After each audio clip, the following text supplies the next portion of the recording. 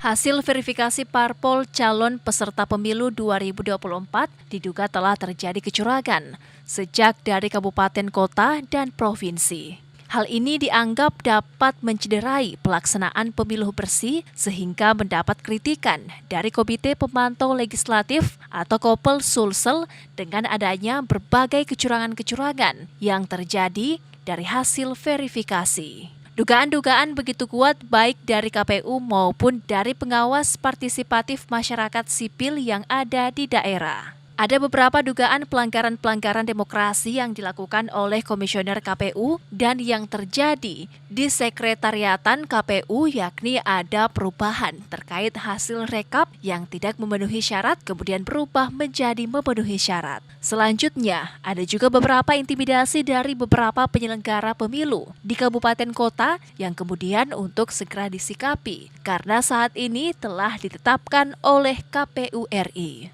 Menanggapi hal tersebut, Komisioner KPU Kota Makassar, Gudawan Mashar mengatakan proses verifikasi faktual yang dilakukan sesuai dengan aturan yang ada, sehingga data yang diterima dan dilaporkan dipastikan akurat sesuai dengan hasil verifikasi yang dilakukan KPU Kota Makassar.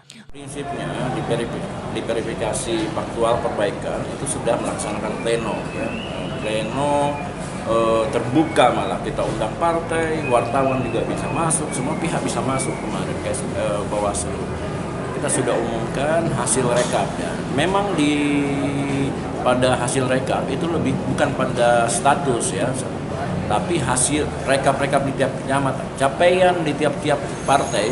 Memang ada 5, kalau di Makassar ada 5 partai yang mengikuti verifikasi faktual perbaikan ya. Kami di saat pleno terbuka kami plenokan hasil rekapnya di tiap partai, di tiap-tiap kecamatan, berapa jumlahnya, berapa jumlah dari sampelnya yang dilakukan verifikasi faktual perbaikan, dilakukan verifikasi faktual itu didatangi rumahnya, kemudian fase berikutnya dikumpulkan di kantor partai politik, kemudian ada namanya video call.